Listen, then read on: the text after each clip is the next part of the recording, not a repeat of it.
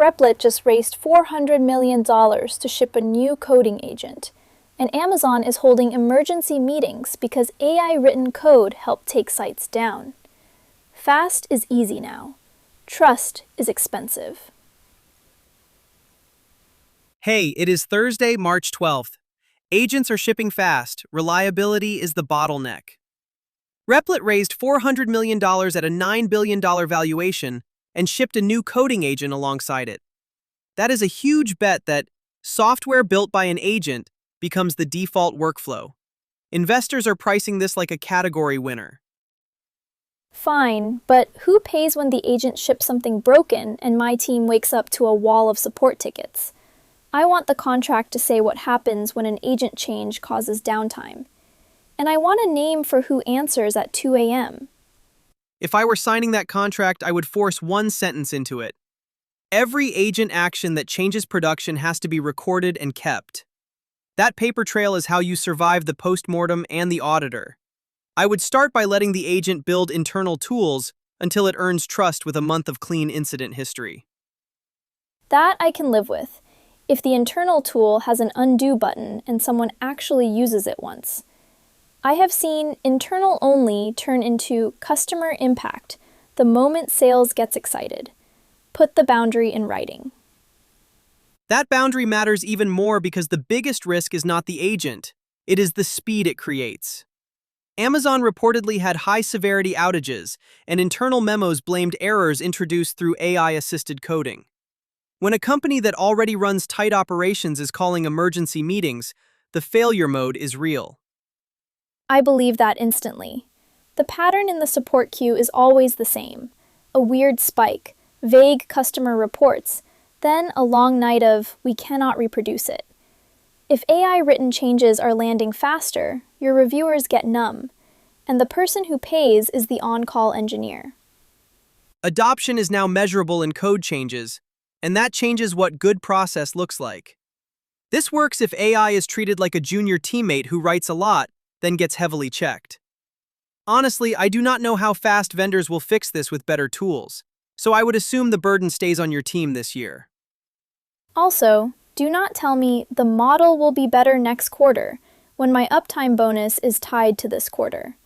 If you want speed, you fund the extra review time, in headcount or in fewer launches. If I were running product, I would make one rule. Anything AI authored that touches payments gets a slower release path. The so what is simple. You keep the speed where mistakes are cheap, and you slow down where mistakes become refunds. That is how you keep the upside without gambling the company. That is the first time I have heard move fast with an actual boundary that finance will accept. Show me the release notes where the risky stuff waits a day. Then I will believe it. Also, small confession. I have sat through enough AI will reduce outages decks to last a lifetime. If Amazon is still getting burned, the rest of us are not special. Clean break to a quieter move with big implications.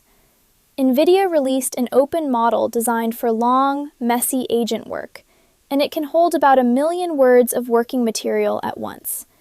They position it as runnable on a single high-end machine with around 64 gigabytes of memory. Owning it sounds great until my ops team is on the hook for keeping it up. Who monitors it? Who patches it? Who explains it to the auditor when it touches customer data? Totally fair. And this is where the math gets practical. Running your own model works if your usage is steady because your cost becomes predictable. The so what for a listener is to price 1 month of usage, then compare it to the cost of one dedicated machine plus the time to babysit it. If the machine wins and the workload is internal, you have a real option. Internal is the word of the day. Internal agents do not trigger refunds. Customers do. Quick hit to close. Replit's funding tells you competitors can prototype faster. Amazon's outages tell you speed without reliability is a tax. If I were running that team, I would pick one workflow where an agent writes changes and require a human to sign off on the exact what changed before it goes live. Then track how many incidents trace back to agent-written work for the next 4 weeks. That is the actionable move. Measure it, then decide where to slow down. If you cannot measure it, you will argue about it in the post-mortem, loudly, with screenshots. As Wes Roth put it, Amazon held an emergency meeting to address high-severity site outages, which internal memos attributed to errors in AI-assisted coding. That line is going straight into someone's incident report. Do you ship with Replit or slow releases like Amazon after outages? This is readme.ai from Chain of Thought. See you tomorrow.